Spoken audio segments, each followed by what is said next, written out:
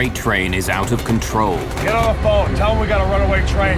7551 to West Colton. Its brakes can't hold it as it rockets down a mountain.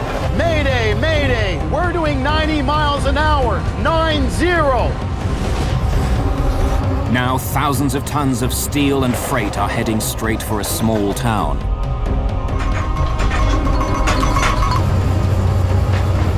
We're gonna die on that curve. An innocent mistake risks the lives of everyone on board and many more in the town below. 3,000? Sure. We're not getting any oxygen. We have the terrain alarm. Tower, Aero Peru 603. We are in an emergency.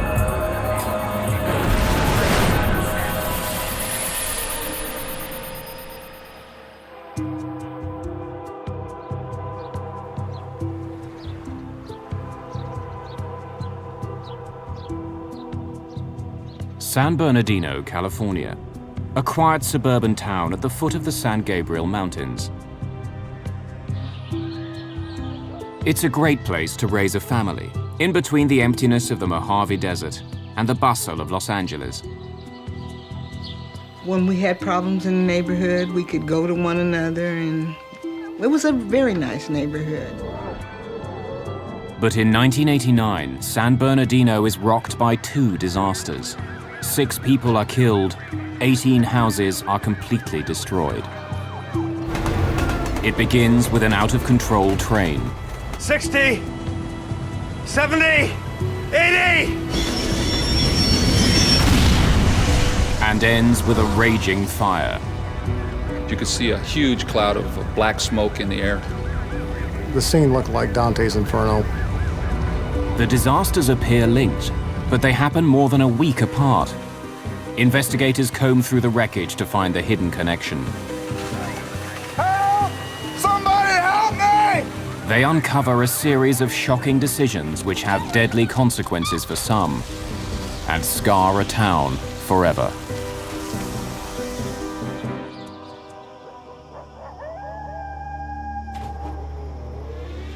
Early morning, May the 12th, 1989. On a railroad siding in the desert, a freight train waits to head up over California's San Gabriel Mountains. Frank Holland is the chief engineer for Southern Pacific Freight Train number 7551 East. Well, my job as an engineer is to get on the train, operate the locomotives, obey the rules, speeds, slow down at restrictions, and get the train from point A to point B. His work on this trip actually began the night before at the Mojave Rail Yard. Some of Southern Pacific's freight trains are put together here, picking up crews and engines to take them across the country. Holland is here to collect the paperwork he'll need for the journey. Hey, Frank. Holland was promoted to chief engineer 3 years before. Okay, clearance form, train orders, train list, and tonnage profile. His paperwork tells him he's hauling 69 freight cars, each one weighing 54,431 kilos. Holland also learns that the cars are all filled with the same thing, trona. It's a non-toxic chemical used in fertilizer. So you start making your calculations on what kind of horsepower you're going to have to take that train down that hill. And that will tell you at what speed you can go. Thanks. Have a good one. Altogether, Holland's paperwork tells him he's hauling more than 3.5 million kilos of cargo, more than 10 jumbo jets. The cargo's final destination is South America. Today, Holland's only taking it as far as the West Colton terminal near Los Angeles. To do that, he'll have to haul the cargo up the San Gabriel Mountains and through the Cajon Pass. Then he'll carefully slow his huge train as it winds down the mountain. Hey guys, we're going down to West Colton. We got 69 cars filled with trona. Everett Crown is the conductor of 7551. He'll sit up in the front engine to assist Holland. Alan Reese is the brakeman this morning. He'll ride 2 engines back. Between them, the 3 men have almost 50 years of experience working the trains with Southern Pacific.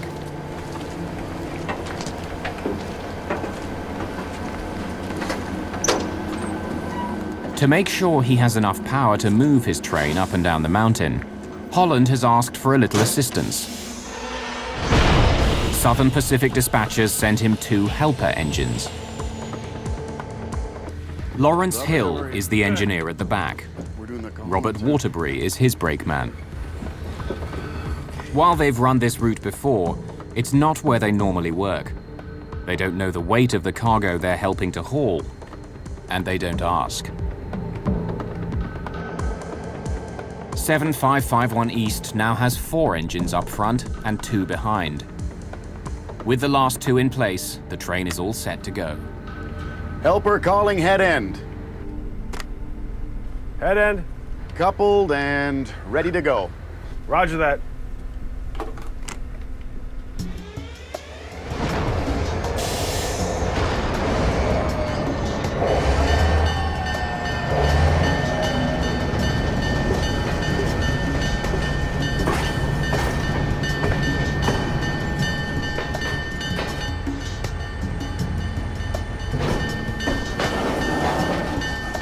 "7551 East slowly gathers steam. In just an hour and a half, it'll reach the top of the mountains, the 1,300-meter-high Cajon Pass.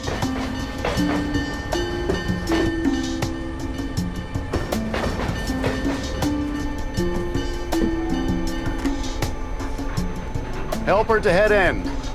Head end. We've cleared the siding. Thank you.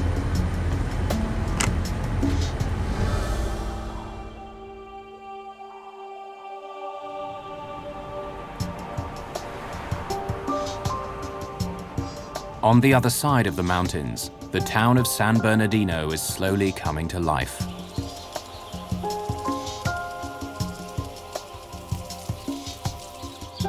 The Muscoy section is a fairly new development on the northwestern edge of the town. It's filled with single-story homes and growing families.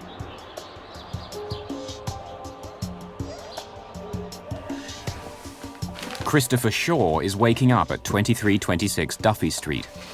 It's his mother's house, but after a fight with his girlfriend, he'd spent the night. Across the street, Ruth Green has succeeded in getting 3 children out of bed and off to school. Her only daughter, Lavon, is staying home. It's just my daughter and I, and we're just making ready for what we considered a normal morning. We had had our breakfast and was straightening up in the kitchen.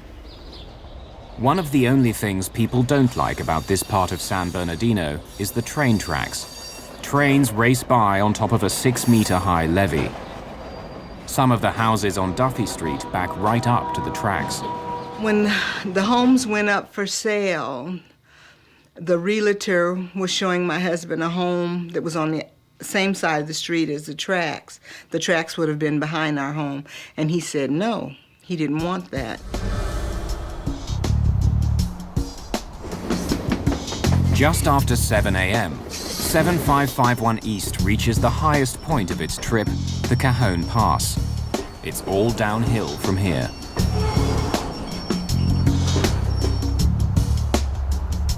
The pass is a vital rail link between Los Angeles and the rest of the world. It's one of only 3 ways to get through the mountains. Dozens of trains rumble through here every day. Traditionally, in railroading, mountain railroaders are respected as the big guys, the tough guys, because they have the most demanding job. Cajon Pass is one of the toughest mountain passes for railroaders to deal with in the entire United States. So many trains go over it, and it is extremely demanding that everyone has to be on their toes 100% all the time. No chance. No? No. Engineer Frank Holland and conductor Everett Crown have the train right on time. There hasn't been any communication between the men at the front and the 2 men at the back of the train since the trip began. There's been no need. Everything's running smoothly. Now comes the most critical part of the journey, slowing the massive train as it starts down the mountain. What we do when we run a train from the Mojave area to Colton is basically we drive it off a cliff. At that point, the track tips over and goes downhill at a very steep grade, 2.2%. And for trains, 2.2 feet down in every 100 feet is like falling off a cliff. As 7551 East begins heading downhill, the crews still believe it's a normal run. What they don't know is that their train is already out of control, and they have no way to slow it down.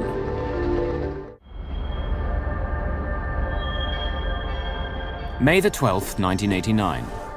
Just after 7 in the morning, Southern Pacific Freight Train 7551 East begins the long, slow descent from the top of the San Gabriel Mountains. The massive train is hauling 69 cars full of freight. At the bottom of the hill, the sleepy town of San Bernardino, California. As the tracks start dipping downhill, engineer Frank Holland first applies his dynamic brakes. They slow each of the 6 engines, reducing the speed of the entire train. He's only allowed to go 48 kilometers an hour through the pass. He checks in with Lawrence Hill, the engineer in the helper engine at the back of the train, to make sure he can maintain his speed. Call in the helper. This is the helper. You got all your dynamics? Yeah, I'm in full. Roger that.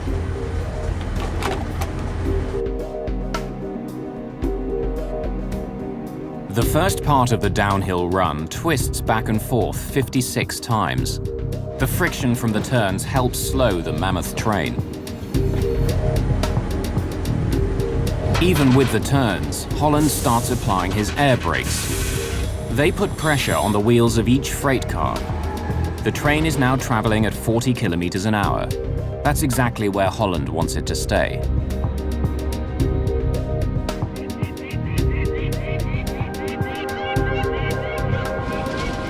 Once through the curves, though, Holland's brakeman Everett Crown notices that the train is picking up speed.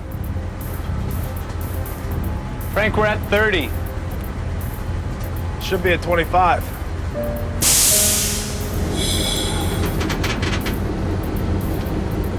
The train actually was maintaining its speed. It might have been picking up just a little bit, but we still had a long way to go.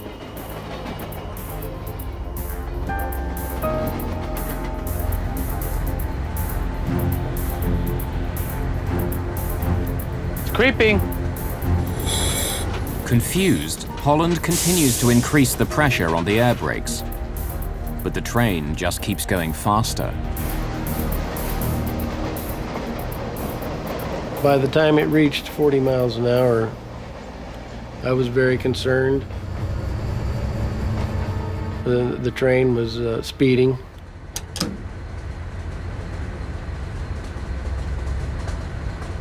As the train approaches 72 kilometers an hour, Holland turns his air brakes on full. But it doesn't help.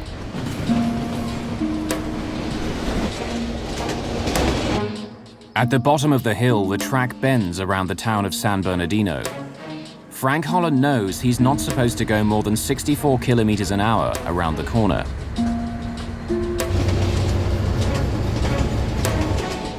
Partway down the hill, he's already going much faster than that.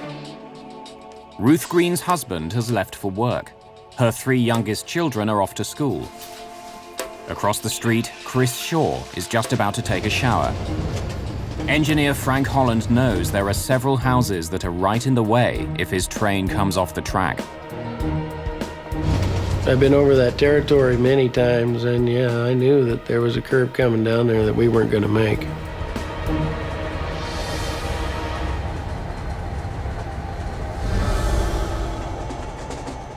At the back of the train, engineer Lawrence Hill also knows they're in trouble. The air brakes are turned on full, but the train isn't slowing down at all. Something must be wrong up there. Without talking to the front of the train, Hill slams on the train's emergency brakes. It's their last chance.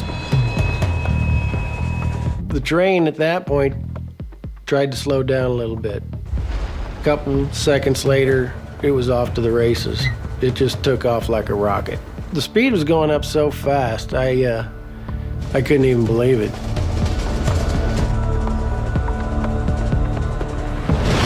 The emergency brakes haven't worked. Smoke begins pouring out from underneath the train, and it just keeps going faster. 60, 70, 80. It stopped at 90 because that's as far as the speedometer would go. But Holland knows 7551 East is still picking up speed. I'm thinking, my God, I'm fired. Actually, that's what I thought. I'm just looking at everything that I've done. I'm trying to go back and see where I had made a mistake, what had happened. 7551 to West Colton. 7551 to West Colton. We're trying to get a hold of the train dispatcher, and he won't answer.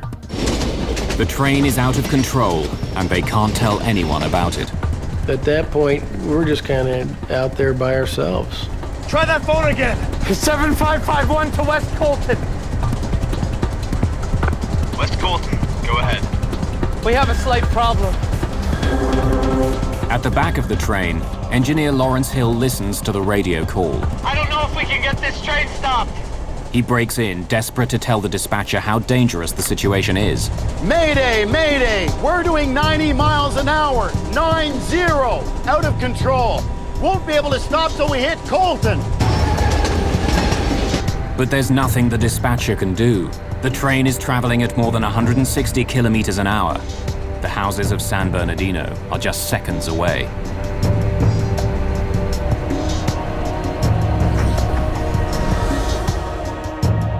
Down in the town, a strange rumbling breaks the morning calm. My house began to vibrate. The house was rattling so hard, I would have thought that the windows would have broke. It just got worse and worse. By then, I realized it was the train.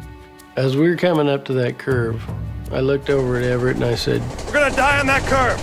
He wild-eyed, like he was just couldn't believe and just scared to death, and I'm sure I looked the same way. All I knew is that I just put my feet up there and I said, hang on, here we go. And never expected to survive.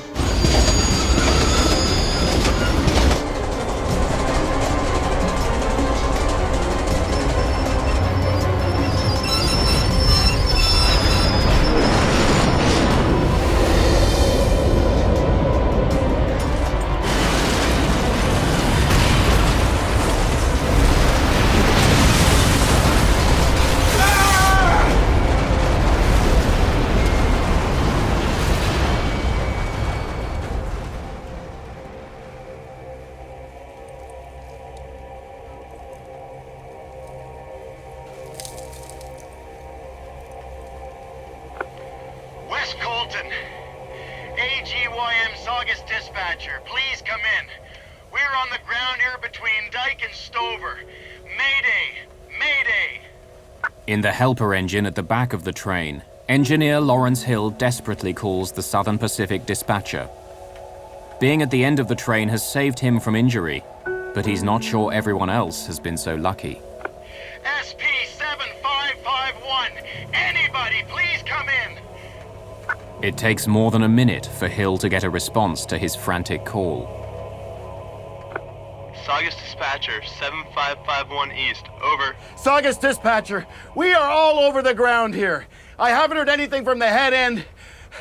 They may need some assistance. We went on the ground.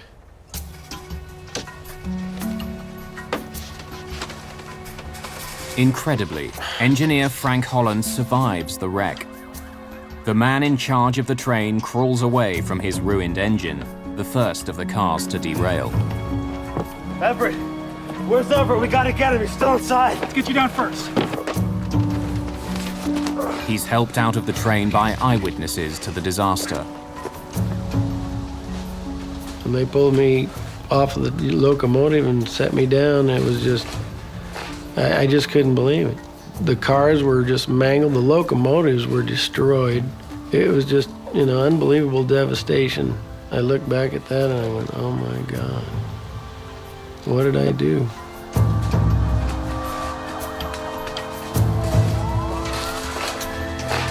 Frank Holland has broken several ribs. One of his lungs is punctured. The man who was riding with him, Everett Crown, is soon found dead. As is Alan Reese, the brakeman who was riding in the third engine.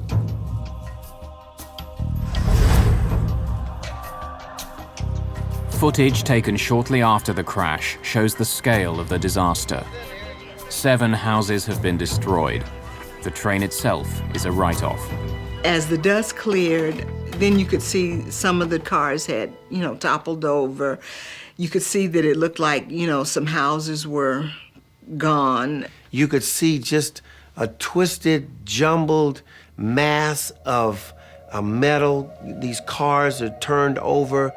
You're really trying to grapple with, what is this? What's happened?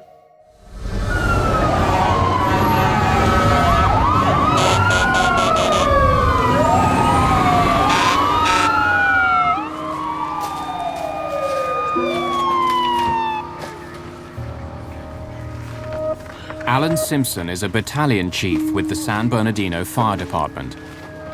The house that we focused on, with the information that the mother gave us about one individual, was totally obliterated. You wouldn't recognize it as a house. It looked like a jumble of somebody gone through it with a bulldozer. They were hollering that there's somebody still in there. We later learned that that was where Chris Shaw lived. And when you looked at that house, it was like you would say there was no way anybody could still be alive under all of that rubble and wreckage. The wreckage is also hiding an explosive problem no one in the neighborhood knew about. Running alongside the railway, about 2 meters below the ground, is a pipeline carrying fuel back up the mountain. If it's been damaged in the derailment, a single spark could cause a major explosion. Prior to this incident, we were not aware that this pipeline existed and ran directly behind our homes. The thought's always in the back of your mind if you have something like that. This is major, 14-inch pipe full of pressurized fuel. We know what that's going to do if it ruptures. The pipeline is operated by the Calnev Pipeline Company. It pulls hundreds of barrels of fuel from the pipe, trying to reduce the size of any potential explosion. But much more fuel remains behind. Automatic safety valves in the pipeline that are supposed to shut off individual sections aren't working. The company can't completely drain the area under the derailment. Almost 3 hours after the crash, rescue workers find the body of a small child. He's the second young boy killed in the disaster. Well, after we recovered the 2 children from the one house, there wasn't a lot of hope for finding anybody else at that point. But you never give up hope. You always keep trying. But there's pressure to wind the search down. Every moment spent looking for Chris Shaw further delays the cleanup. And Calnev can't check the pipeline properly until the rail cars are gone. An entire neighborhood holds its breath. Is there any chance Shaw could possibly have lived through the disaster? Southern Pacific Train 7551 East has crashed into San Bernardino, California. 4 people are dead, and an entire neighborhood has been evacuated. A gas pipeline under the wreck hasn't been checked yet. Chris Shaw was in one of the houses destroyed when the train derailed. 12 hours later, he's still missing. George Avery, a firefighter for less than a year, takes his shift at the crash site. We were ordered to relieve the crews that were trying to search for a body. And at that time, they thought it was a body recovery. Shaw is the last person in the neighborhood still to be accounted for. Workers ask his mother to draw a map of the house. She tells them her son was in the bathroom when the train derailed. Workers concentrate their final search effort there.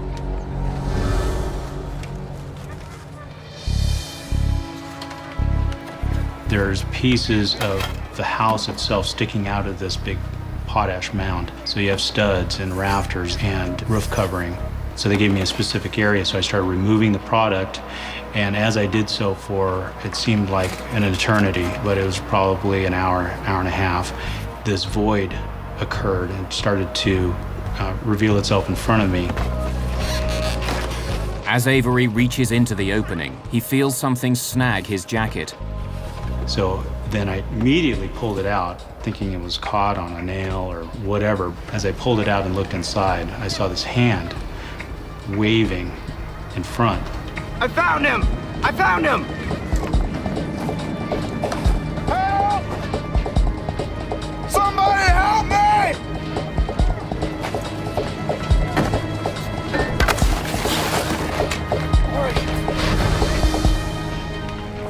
It takes workers nearly an hour and a half to pull Chris from the wreckage. Debris from the train had formed a protective cocoon around him. It gave Shaw air to breathe and kept the jagged metal from crushing him. We were absolutely amazed that he lived, especially that long. We're talking about most of the day. Really didn't think he had much of a chance, so when he came up out of there, it was just stunning. With Shaw's rescue, everyone in the neighborhood and on the train has been found. The wreck of 7551 East has killed 4 people, injured 4 more, and totally destroyed 7 houses.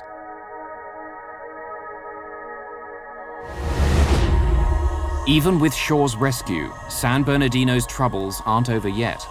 If the Calnev pipeline has been damaged, it could explode at any time, destroying more homes and taking more lives.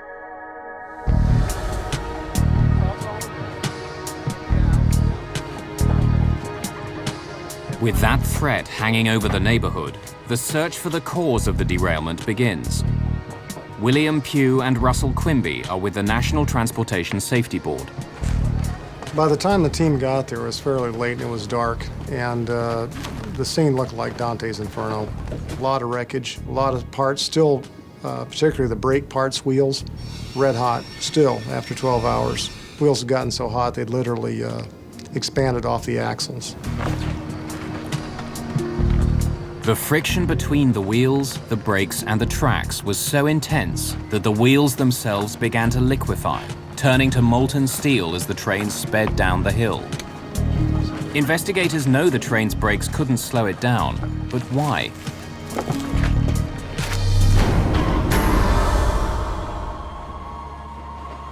The next day, cleanup operations begin.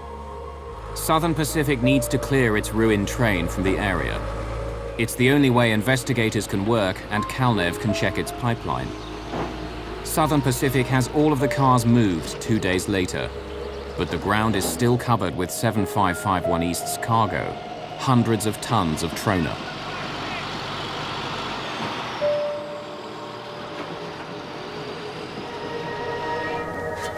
Calnev begins clearing the trona along the route of the pipeline.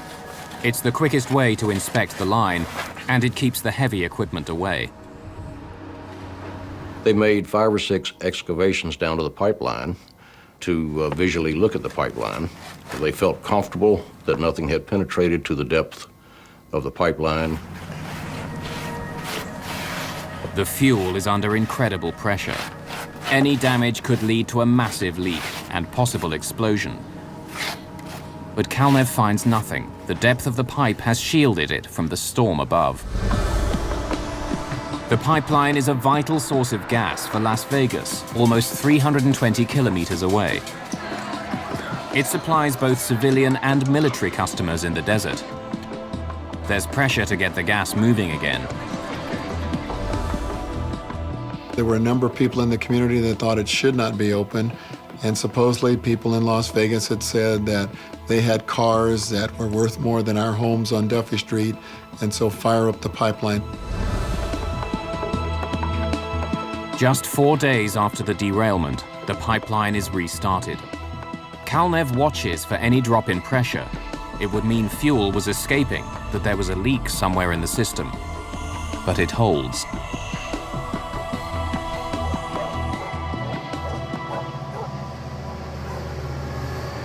The very same day, Southern Pacific finishes its repairs on the damaged railway. Trains are once again moving past San Bernardino.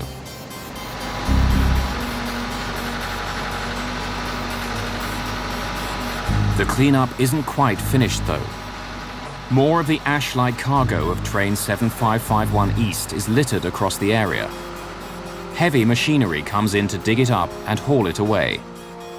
The huge machines could easily damage the pipeline, so it's carefully marked with stakes. I told my husband one evening that I smelled gas, but we had been reassured that they had inspected this line and that there were no leaks. I was at the accident site until it was finally cleaned up and there was a fence put around the area and secured. And it looked like everything was fine.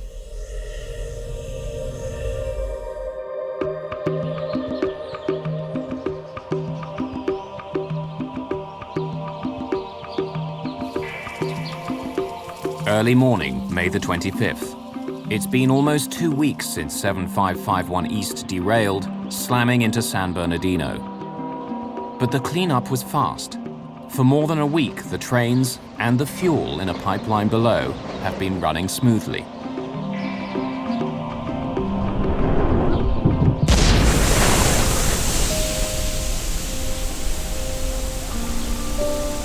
Then, from a clear sky, rain seems to fall.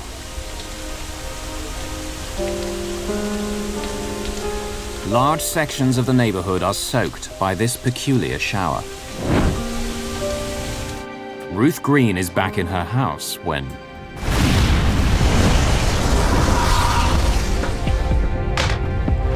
for the second time in a month, she's confronted with a horrifying sight. To the left of me, as far as I could see up, down, or side to side, was nothing but a big wall of fire. I got to the front door. Neighbors were screaming, "Get out, get out." I ran for my life.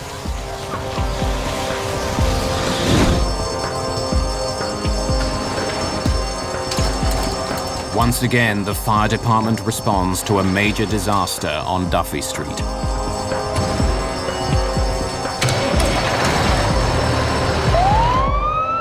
As we're getting the call and getting on the rig and opening the door, there was no doubt in my mind what that was. You could see a huge column of smoke and flame, and I knew immediately it had to be the pipeline. A tower of smoke and flame reaches more than 100 meters into the sky. Initially, when we got in there, we were so close that the plastic lenses on the front of the engine melted. Several of the turn signals, part of the red lights, melted. There was an intense noise coming from this pipeline where it had ruptured. It sounded like a jet engine. Deafening is how I would describe it. And we dealt with that all day long. Local firefighters aren't the only ones called back to the scene. I got a call report to the chairman's office. I went down to the chairman's office, notified that the pipeline blew up, and that I should get my team together again. The area looked more or less like a war zone, where a lot of damage, a lot of fire damage had been done. Houses in the area were incinerated. Once again, Calnev, which runs the pipeline, can't shut its emergency valves. Almost 2 million liters of fuel burn for more than 7 hours. By the time the flames are out, 2 people are dead. 3 more are injured. Another 11 houses have been destroyed. The residents of San Bernardino are in shock.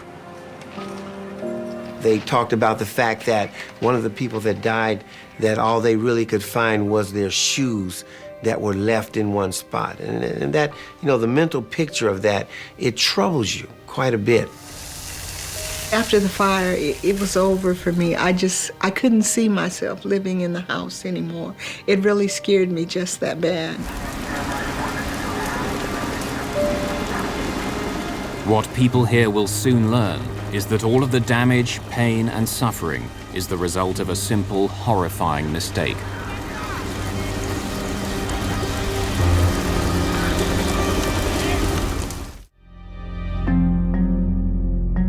small neighborhood in San Bernardino, California, has been devastated by 2 disasters. In just 13 days, a train derailment and a gas explosion have ripped through the area, killing 6 people.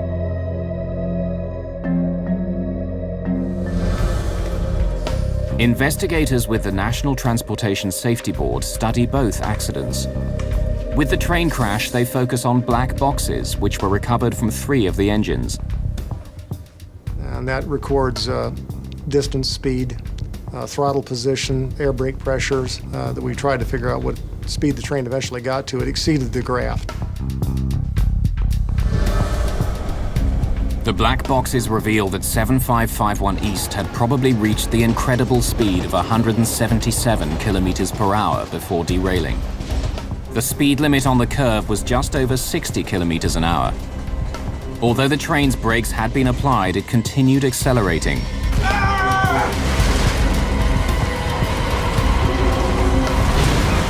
How had the train become so out of control? Almost all accidents are a chain of events that link together to cause the accident. Of course, any one point, if you'd broken that link, the accident wouldn't have occurred. Like other freight trains, 7551 East has 2 different systems to slow it down: dynamic brakes and air brakes. Air brakes push a block against the wheels of each freight car. The greater the pressure applied to the block, the slower the train goes. Investigators learned that the air brakes were working properly as the train started down the hill. As the train sped up, though, engineer Frank Holland maintained pressure on the air brakes. The heat created by the brakes became so intense that they melted. By the time of the crash, they were useless. The team turns its focus to the dynamic brakes. The dynamic brakes harness a magnetic field created by the engine's main generator. They reverse the magnetic field, which slows the axles on the locomotive. There were 4 engines at the front of the train, and 2 at the back. Before beginning his trip, engineer Frank Holland knew that his second engine wasn't working at all, and that the dynamic brakes on his 4th engine were only working sporadically. Still, it was more than enough.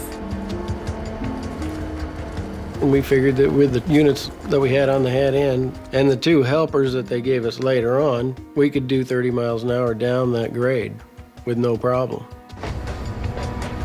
When his train starts down the mountain, Holland has it under control. With the brakes he has, he should be able to hold his speed, but he can't. Frank, we're at 30. It should be at 25. It's creeping. What the NTSB investigators discover from the black boxes is stunning. The brakes on the 3rd engine at the front of the train didn't work at all as 7551 East gathered speed. During the trip, Holland had even checked with the brakeman in the 3rd engine. Alan, Yeah, what are your dynamics like? they're revving. But the black boxes show investigators that even though the dynamic brakes were making the noise they usually make, they weren't working. They weren't helping slow the train down at all. But it gets worse. Coupled and ready to go. Roger Of that. the 2 engines added to the back of the train, 1 didn't have any braking power either. Lawrence Hill, the engineer at the back, knew it, but he never told Frank Holland. He didn't communicate to him that he had only 1 locomotive at a dynamic, the other one was out. The helper engineer thought that the dispatcher would notify the lead engineer. Call in the helper. This is the helper. You got all your dynamics? Yeah, I'm in full. So when Holland asks Hill at the back of the train if he has all of his dynamics, Hill says yes. But he only means in the 1 engine. It's a startling discovery. Holland doesn't have anywhere near the braking power he thinks he does. Investigators studying the black boxes uncover one more secret of the train's terrifying ride down the mountain. Something must be wrong up there.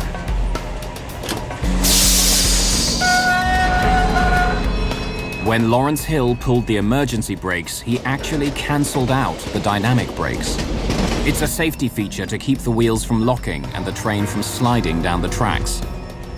In this case, with the air brakes melting, the dynamic brakes were the only thing holding the train back. Putting the emergency brakes on actually sped the train up. When the emergency brakes are applied, what happens is you lose your dynamic braking and you've got a runaway train now. But Pugh is still puzzled. According to all the paperwork, 7551 East was hauling 3.5 million kilos of cargo. At that weight, even with his crippled engines, Holland should have been able to hold his speed going down the mountain. To find out why he couldn't, investigators turned their attention to the days before the accident.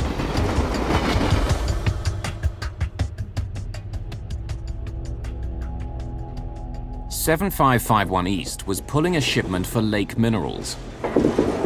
5 days before the trip began, the company's superintendent drops off the proper paperwork with Thomas Blair, who works for Southern Pacific. The paperwork outlines what's in the shipment and, normally, how much it weighs. Thanks.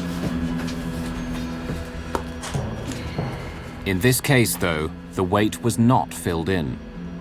Lake Minerals believed each of the cars was filled to its maximum, 90,000 kilos.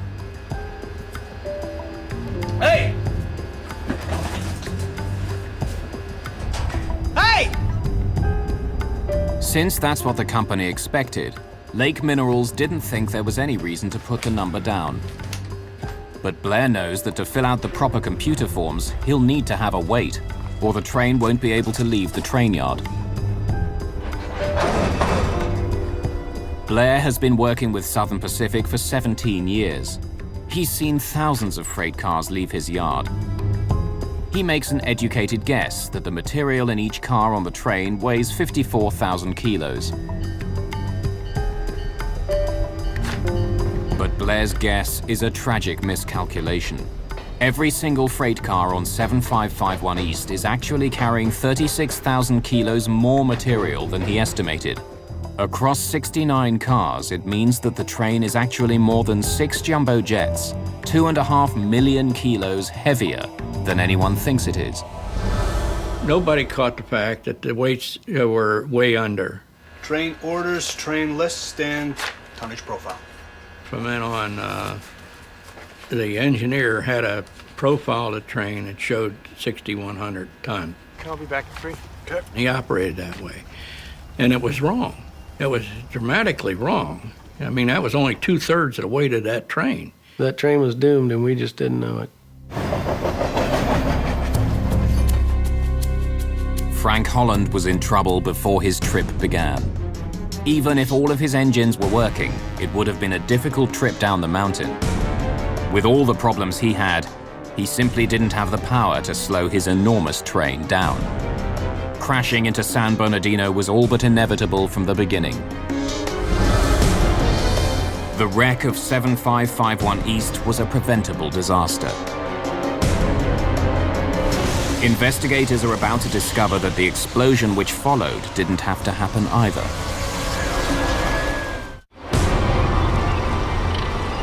In May of 1989, twin disasters shatter the town of San Bernardino, California. A train derailment and a gas line explosion kill 6 people and destroy more than a dozen houses. Investigators comb through the ashes to learn how the two events are linked.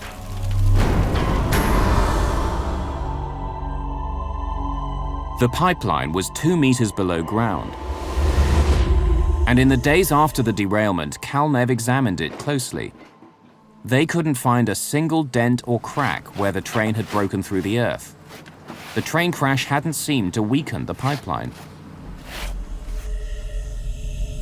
And when gas began pumping through the pipe, there was no loss of pressure, no warning sign of a problem.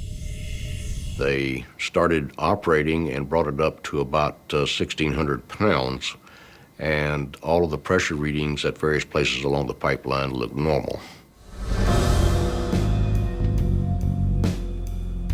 Since the derailment itself didn't cause the rupture, investigators continue their search. They study the pipeline for clues. Even though the fire burned for hours, the piece of pipe that burst has not been destroyed. When the pipe opened up, it caused a rupture in the pipe that was sort of what we term as a fish mouth shape. And at the widest area, it was about 4 inches wide, and it was about 2.5 feet long. Like forensic investigators, the NTSB looks for a telltale fingerprint that will help them discover how the pipe broke. Near the spot where the pipe ruptured, investigators find dents and several deeper gouges. The marks are like wounds on a murder victim. If investigators can find out what caused the marks, they'll discover what caused the pipeline to burst. We knew that there were deposits of hardened steel left in the gouges. We knew that whatever piece of equipment had damaged the pipe had teeth on it that were hardened steel. There are several possible suspects. A number of front-end loaders and one large backhoe used during the cleanup all had hardened steel teeth. But Batten can never pinpoint the blame. Well, the NTSB determined that the damage to the pipeline was done during one of two phases, either the cleanup of the train wreckage or it was done during the time in which the trona was being cleaned up after the train wreckage had been removed. Two mistakes resulted in a pair of disasters for San Bernardino and the death of 6 people.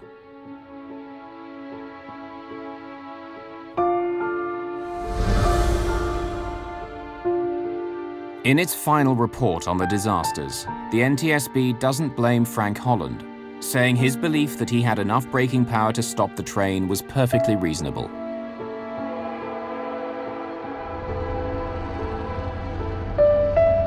Holland still rides the rails, but he's never made the trip down the San Gabriel Mountains again. Psychologically, I just don't think I could take it. I don't think I could relive that. Every time I went down, I would relive it. And I choose not to do that. It'd just be too painful. Calnev, the company that operated the pipeline, was called to account for not checking it after the cleanup operations were completed. Lawsuits against the company were settled out of court. Calnev, in hindsight, I think would agree that they should have been much more thorough in their inspection. They got comfortable with what they saw, and they made an assessment without adequate information that it was an undamaged pipeline and okay to operate. Thomas Blair, who incorrectly filled in the paperwork, was never charged. But after the disaster, Southern Pacific changed its rules so that every freight car without a specified weight was assumed to be carrying its maximum allowable load. Southern Pacific also settled a number of lawsuits out of court. The company no longer exists. It was bought out years after the disaster.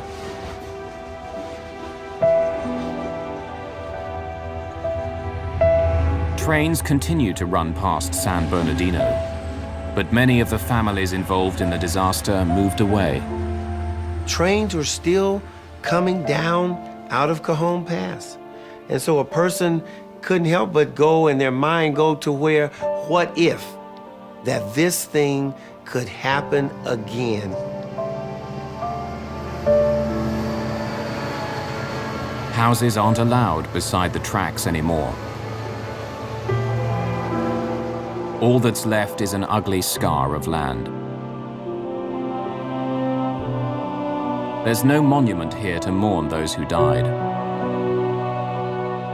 or to mark the day when disaster came to Duffy Street.